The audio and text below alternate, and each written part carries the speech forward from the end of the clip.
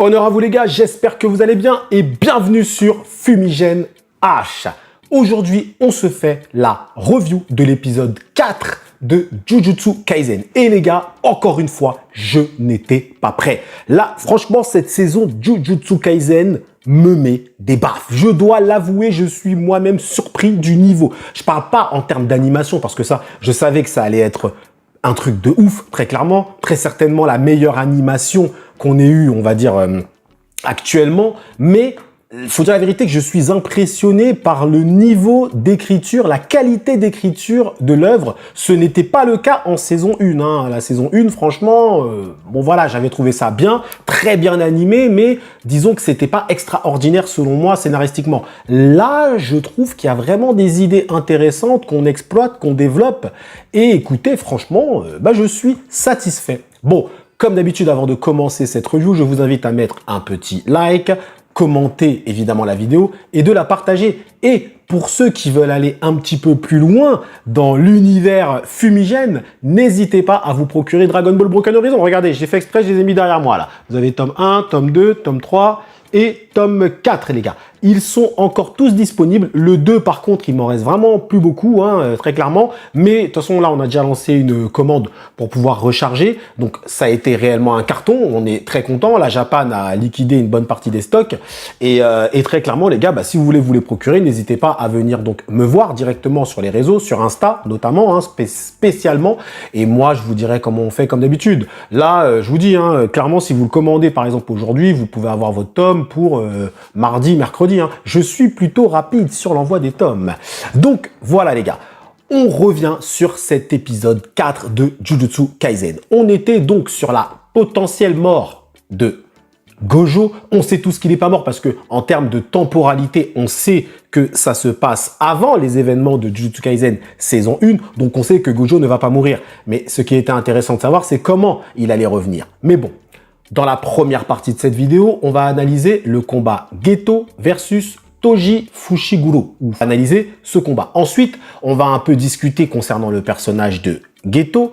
Et ensuite, en dernière partie, évidemment, c'est le combat stratosphérique entre Satoru Gojo, sa découverte finalement, son éveil au pouvoir occulte, et donc Toji Fushiguro. J'ai un peu du mal avec les noms dans Jujutsu Kaisen parce que franchement ils se ressemblent tous un petit peu, bref, Geto, Gojo, enfin bref. Donc le combat final entre Gojo et Toji, bien évidemment, où Toji va se faire, il va se faire Toji. donc, déjà, le premier combat, Geto versus Toji Fushiguro. Je vous demanderai de vous arrêter sur les angles de vue. Je n'en ai pas beaucoup parlé dans mes autres reviews, mais il y a quelque chose d'assez incroyable dans cette saison de Jujutsu Kaisen. C'était le cas même dans la saison 1 aussi, mais je trouve que dans les angles de vue, Mappa fait quelque chose d'assez incroyable. Si vous reprenez l'épisode 3 déjà, il y a un moment où on est quasiment à la première personne et on a l'impression qu'on est avec Satoru Gojo, vous savez, lorsqu'il disparaît, etc. Donc, on a vraiment cette impression, cette immersion. Les angles de vue font en sorte que l'épisode est encore plus immersif que ce que l'on pense ou ce que l'on a l'habitude de voir. C'est vraiment quelque chose, je vous promets, hein, dans les prochains épisodes, arrêtez-vous juste sur les angles de vue, vous allez péter un câble quand vous allez voir toutes les variations, tous les angles de vue, à quel point Mappa, en fait, finalement, nous rend ouf avec ces angles de vue et ils rendent notre expérience du Jujutsu Kaisen encore plus intense. Quand tu vois, par exemple, le plasma stellaire, je me souviens plus de son nom, je crois que c'est Kuroi, je me souviens plus de son nom, elle se prend la balle, bim, par Toji. Regardez bien l'angle de vue, on a l'impression qu'on est avec elle et qu'on tombe comme ça avec elle. C'est extraordinairement bien fait, en fait. Et c'est pas, attention, c'est pas forcément novateur. Le studio Mappa, il est fort pour ça. Mais dans Jujutsu Kaisen, on sent qu'ils se sont creusé la tête pour nous offrir une expérience, pour nous immerger à l'intérieur de cet animé, pour qu'on ait l'impression nous-mêmes de... On pense qu'on est, par exemple, des fois Gojo. Tu penses que tu es Gojo parce que dans l'angle de vue, on te met à la première personne.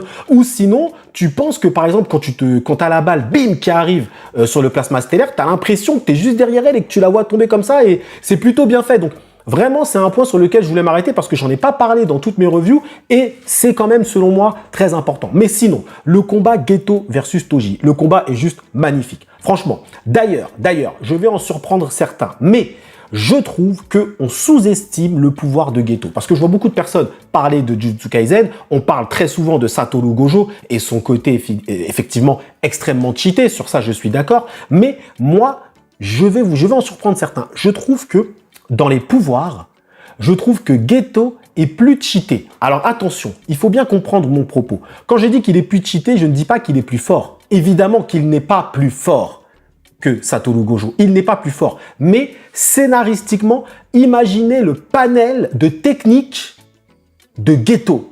Non mais le gars te fait des pistolets, il t'invoque des meufs qui parlent toutes seules, il te sort un fléau. En fait, le mec peut te sortir des fléaux pour tout et n'importe quoi. Donc, imaginez le panel de techniques quasiment infini de Geto. Pour un scénariste, c'est le bonheur. Mais c'est le bonheur. Geto, tu lui fais faire n'importe quoi. Tu dis juste qu'il a un fléau. T'as envie de faire Geto, il fait des frites? Eh ben, il a un fléau qui fait des frites. Il a un fléau qui fait des burgers frites. Il fait ce qu'il veut, le mec. Il fait ce qu'il veut. Je vous dis, quand j'ai regardé le combat, moi, c'est ça, en fait, qui m'a impressionné. Je me suis dit, mais il a un panel de fléaux, mais qui est ouf. Donc, en termes de cheataison, et oui, j'invente des mots, en termes de cheataison, je trouve que Geto est très certainement le personnage le plus cheaté de Jujutsu Kaisen parce que au final, tu peux lui donner tout et n'importe quoi. Gojo, lui, il a un pouvoir qui est défini, ok? Répulsion infinie, etc. Répulsion, il t'aspire, il t'expulse, etc. Alors j'ai l'impression que quand il t'expulse, c'est le pouvoir rouge. Quand il t'aspire, il me semble que c'est le bleu. Voilà, il y a des couleurs, il y a un sens avec les couleurs. Et lorsqu'il réunit les deux, il me semble que ça fait de la couleur, ça fait du violet. Il me semble que c'est ça. Dites-moi en zone commentaire si je me trompe, mais il me semble c'est comme ça que j'ai compris un peu son pouvoir et après son histoire d'énergie d'énergie occulte négative, positive qui peut soigner, l'énergie occulte qui est négative de base et lui finalement réussit maintenant à, on va dire, à générer les deux, ce qui fait qu'au final il a une compréhension complète de l'énergie occulte. Il devient un peu le maître de l'énergie occulte. Mais bref, donc dans le combat Geto versus Toji, moi c'est ça qui m'a impressionné. Évidemment il y a toute la chorégraphie, il y a la chorégraphie du combat, il y a le style aussi de Toji qui est franchement, faut dire la vérité, il pète la classe. Moi, ce qui m'a impressionné le plus dans ce combat, c'est le panel des techniques de Geto. Franchement, pour un scénariste, c'est du bonheur. Tu fais ce que tu veux avec ce mec. Regardez, franchement, ça serait même intéressant de compter le nombre de fléaux qu'il a sortis dans le combat. Il t'a sorti un fléau qui envoie des boules, t'as l'impression que c'est des boules de laser, mais en fait ça envoie pas des boules de laser, ça envoie des sortes de mini fléaux. Il t'a sorti à un moment un dragon, après il t'a sorti lui-même des balles de fléaux, après il t'a sorti une sorte d'invocation, une meuf comme ça qui dit dis-moi que je suis jolie ou je sais pas quoi. Mais c'est extra, je ne me souviens même pas de tous les fléaux qu'il a sortis. Donc moi, en tout cas, j'ai été impressionné. Je trouve que le personnage est cheaté. Lorsqu'on utilise le terme personnage cheaté, ce n'est pas forcément en termes de force. C'est aussi en termes de technique et en termes de variation technique. Il a un panel qui est très varié. Lui, Satoru Gojo est beaucoup plus fort, évidemment. C'est très certainement le plus fort de tous les exorcistes. Mais ses techniques sont définies. Vous voyez ce que je veux dire? Il peut pas tout faire. Lui, Geto, il peut tout faire en vrai de vrai. Donc voilà, c'est mon avis en tout cas. Et je n'ose même pas imaginer le Geto d'aujourd'hui à quel point il doit être puissant. Donc il ne faut pas le sous-estimer parce que ce Geto-là, plus il absorbe des fléaux, plus il devient fort. Donc techniquement, attention. Faut faire très attention à Geto parce que ça veut dire que ce gars a une marge de progression quasiment infinie. Ben oui, parce que plus il absorbe des fléaux, plus il devient fort. Parce que plus le panel de ses techniques s'ouvre. Et au bout d'un moment, il aura un panel quasiment infini. Donc, il pourra pallier à toutes les situations. Tu l'attaques, il pourra se protéger, il pourra t'attaquer, il pourra envoyer des trucs sur toi, il va t'envoyer des boules de laser, il va... Voilà. Alors après, je pense qu'il doit y avoir certaines conditions à l'invocation de ces fléaux. Et je pense qu'un jour, on en saura un petit peu plus sur ça. Mais, en tout cas, je dois avouer que j'ai été impressionné par ces technique. Et ce combat qui était juste magnifique, donc ensuite il va perdre. Ensuite, on va un peu plus s'intéresser à Toji qui au final va réussir sa mission. Il va réussir sa mission, il va ramener le plasma stellaire. Donc visiblement, elle est vraiment morte. On va d'ailleurs s'apercevoir que les mecs qui l'ont embauché, c'est des mecs un peu pétés du ziboulon, clairement. Hein. Il dit oui, nous, même si Tengen va emporter l'humanité avec lui, c'est pas grave, c'est lui qui l'aura décidé. Mais les gars sont complètement siphonnés. Mais je pense que vu le niveau de Gojo, le mec peut même être apte à combattre Tengen. Hein. Je dis ça, je dis rien. Peut-être que je dis de la merde, mais Pour moi, Gojo, il a peur de personne. Hein. Et donc, on va voir que finalement, ce Toji n'est qu'un simple mercenaire. C'est un mercenaire, mais qui n'a pas de cœur. Et ça va nous permettre de développer aussi son lien avec Megumi. Bah, il en a quasiment pas de lien. D'ailleurs, Megumi va apparaître, enfin, du moins, on va parler de lui à 2 reprises dans cet épisode. Et ce qui est intéressant, c'est qu'à la fin du combat, avec Satoru Gojo, il lui dira... Bon, un jour, mon fils, tu le verras peut-être, hein, il sera racheté par le clan, je crois, Zenin ou je sais plus quoi. Il dira, fais-en ce que tu veux. Fais-en ce que tu veux. Fais-en ce que tu veux. Fais-en un exorcisme. Fais-en... Je m'en fous. Je m'en fous. En gros, je m'en fous. Alors, est-ce que c'est une façon de montrer que, au final, il y était attaché quand même? Parce que ces dernières paroles étaient pour qui? Elles étaient pour son fils. Mine de rien. S'il s'en foutait réellement, il en aurait même pas parlé de son fils. Vous voyez ce que je veux dire? Il en a quand même parlé. Ça veut dire que il y pense, quand même, mine de rien. Hein? Fumi, il fait de la psychologie aujourd'hui. Mais, en tout cas, voilà un peu pour Toji. Au final, il n'a pas vraiment été développé, mais c'était pas utile. Il était badass, il était classe. Finalement, il n'avait même pas de pouvoir occulte. C'est bien parce qu'il va un peu se moquer d'eux. Il va dire, ouais, vous vous êtes fait botter le cul par un mec qui n'a même pas de pouvoir occulte. Au final, donc c'est une belle leçon aussi pour eux. Ça montre que tout ne repose pas seulement sur le pouvoir occulte. La force physique a aussi un rôle. Et donc, voilà. Ensuite, donc, vient le combat, évidemment, stratosphérique. Là, penser qu'ils allaient faire mieux que le 3 avec le 4, je m'y attendais pas, je vous dis la vérité. Le retour de Gojo. Donc, Gojo a lancé un sort d'inversion. C'est-à-dire qu'il explique qu'il a réussi à générer finalement de l'énergie occulte positive et cette énergie un peu l'a soigner. Ce qui est logique. En plus, d'une certaine façon, il dit bien, si tu m'avais démembré, voilà, coupé la tête, machin et tout, j'aurais pas pu faire ça. Mais au final, tu n'y as pas été assez fort. Alors que je trouve... Je trouve que Toji, il avait quand même été un petit peu fort d'ailleurs, parce qu'il lui avait mis ça là, dans le cou. Après, il avait même planté les bûches. Tiens. T'avais l'impression que le gars, c'était un serial killer qui était en train de se défouler. Et Gojo lui dit, bah, tu as pas été assez fort, mon pote. C'était pas assez, fallait y aller encore plus. Fallait me démembrer, fallait me découper le cerveau, fallait, voilà. On est dans Jujutsu Kaisen. Tu peux pas t'arrêter simplement à tu m'as tranché le cou. Bah non, frérot. Maintenant, on tranche plus le cou, on coupe les têtes. C'est comme ça. Va voir dans Kingdom, ça coupe beaucoup de têtes.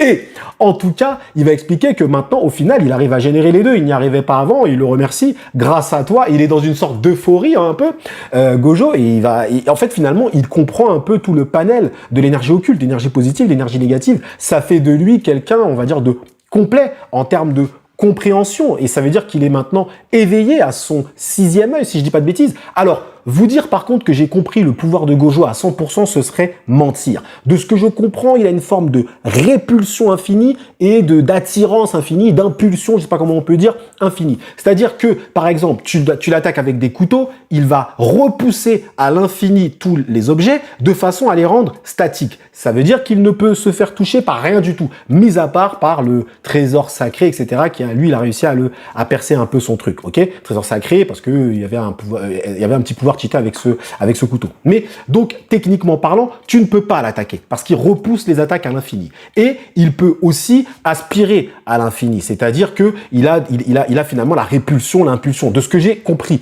il y a des couleurs par rapport à ses pouvoirs. Lorsqu'il te repousse, j'ai l'impression que c'est le rouge. Lorsqu'il l'attire, c'est-à-dire que lorsqu'il condense un peu, il condense, l'énergie est bleue. Et lorsqu'il fusionne les deux, je pense que c'est le violet. Je pense que c'est ça. Dites-moi en zone commentaire si je me suis trompé ou pas. Après, je pense que c'est plus technique que ça. Dans les explications, c'était pas vraiment clair, faut dire la vérité, mais je pense qu'avec le temps, généralement, on comprend. Il y avait un côté un petit peu Hunter x Hunter, faut dire la vérité dans les techniques. C'est pas étonnant dans la mesure où l'auteur, de toute façon, a dit qu'il était fan de Hunter x Hunter et de Bleach. Donc, ce n'est pas étonnant. Et je pense qu'il est aussi un petit peu fan de Naruto parce qu'il y a quand même des petites similitudes avec Naruto, surtout dans la saison 1. Mais bref, voilà pour moi ce que j'ai compris. Mais je pense que vous, en zone commentaire, dites-moi si vous voulez peut-être une description vraiment claire, nette et précise des pouvoirs de Gojo, parce que c'est pas vraiment explicite, je trouve. Je trouve que c'est pas explicite. Quoi qu'il en soit, il est cheaté. Il est cheaté, le gars, parce que tu peux pas le toucher, tu peux pas l'approcher, et en plus, il a une forme d'attaque qui est quasi stellaire. C'est le plasma stellaire, c'est lui. Hein. Donc, clairement, Gojo, oui, Gojo... tu te dis que pour battre Gojo, ça va être une dinguerie. Franchement, Gojo, pour le battre, bah, il faut Sukuna. Pour moi, il faut Sukuna avec tous les doigts. Et il me semble bien que dans la saison 1 de Jujutsu Kaisen, Gojo avait dit que Sukuna avec tous ses doigts, je vais galérer, mais je vais l'avoir. Mais genre, je vais galérer, quoi, tu vois. Voilà, c'est pour te dire, le gars, voilà, à quel niveau déjà est Sukuna. Ou peut-être, il faut essayer, vous savez, un petit peu comme Kyuubi dans Naruto, peut-être le sceller, il est trop fort, donc tu le scelles ou tu scelles une partie de son pouvoir de façon à l'amoindrir ou tu l'empoisonnes. Il y a plein de techniques scénaristiques pour affaiblir Gojo. Tu peux l'affaiblir. Mais l'auteur ne semble pas vouloir l'affaiblir. Parce que quand Gojo arrive, très clairement, même les antagonistes, ils fuient. Clairement, dans le Jujutsu Kaisen saison 1, quand Gojo, il arrive, même les antagonistes, ils font « Ouh, là, c'est chaud pour nous. » Limite, ils veulent devenir protagonistes. Ils disent « Putain, j'aurais dû être dans l'autre camp. » Tu vas dire « Non, mais quand Gojo, il arrive, c'est quand même une dinguerie. » Donc là, c'est bien d'assister finalement à son éveil. Donc, il contrôle le pouvoir négatif et positif. Bon, évidemment, le combat était très court au final. Le combat était court, en fait, en vrai. Hein. Mais c'était tellement badass de le voir revenir, de le voir euphorique comme ça. Il était sûr de lui. Franchement, c'était beau. Et son attaque, évidemment, était aussi magnifique, faut dire la vérité. Donc, franchement, la technique, en tout cas, de Gojo, moi, voilà comment je comprends cette technique, voilà comment je comprends sa guérison. Il avait lancé le sort d'inversion avant, finalement, d'être attaqué, ou peut-être pendant qu'il était attaqué. Il a lancé le sort d'inversion, il s'est concentré sur ça, c'est ce qu'il a dit. Donc, au final, quand il était au sol, il était tout simplement en train de se régénérer avec de l'énergie occulte positive. Et oui, les frérots. Donc, bon, moi, voilà comment j'ai compris ça. Dites-moi si vous, en zone commentaire, vous avez compris autre chose. Mais moi, voilà comment je l'ai compris. Et n'hésitez pas à me faire une petite description des pouvoirs de Gojo. Ça m'intéresserait de voir votre compréhension. Moi, voilà comment je l'ai compris. Hein. Répulsion, impulsion, j'attire, je retire, je détire. Il fait des trucs en tir, mais à l'infini. Donc, à l'infini, c'est sûr que c'est assez cheaté, effectivement. Ça fait même limite penser à un pouvoir de Jojo, ça, pour le coup. Hein. Un truc infini, ça fait beaucoup penser à Jojo. Que dire, au global, donc, sur cet épisode? Franchement, masterclass, deuxième masterclass. Là, on est sur une deuxième masterclass en 2 semaines. Jujutsu Kaisen me fait dire 2 fois masterclass en 2 semaines. Je ne savais pas que j'allais pouvoir sortir 2 fois masterclass. Et attention, je ne dis pas masterclass juste parce que l'animation est stratosphérique, les angles de vue, la réalisation, tout est incroyable. C'est pas masterclass pour ça. C'est dans ce que ça raconte.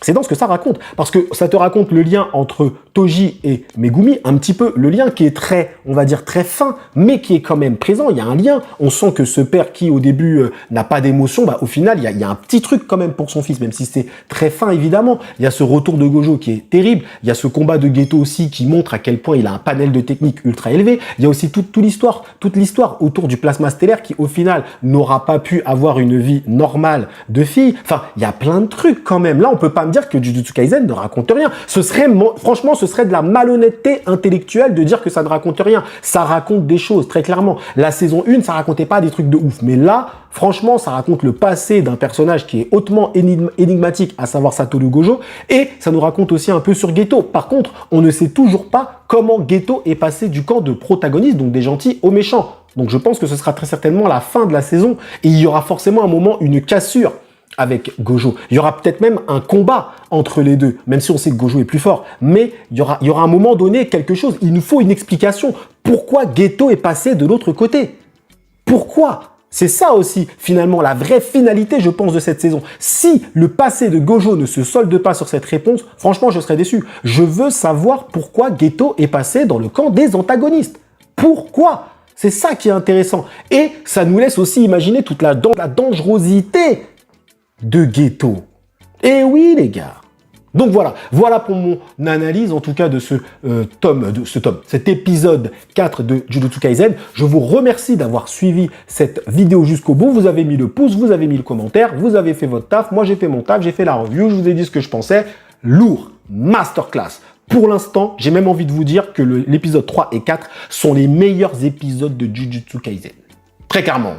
Meilleur que même les épisodes qu'on a eu la saison 1. Hein. Saison 1, il y avait un épisode 21 qui était terrible. Mais moi, je vous dis, pour l'instant, pour moi, 3 et 4, masterclass. Clairement et simplement. On va voir, on va surveiller pour voir si ça continue. Eh, vous inquiétez pas, Fumi, il a l'œil. Dès que ça va baisser de niveau, moi, direct. Flash.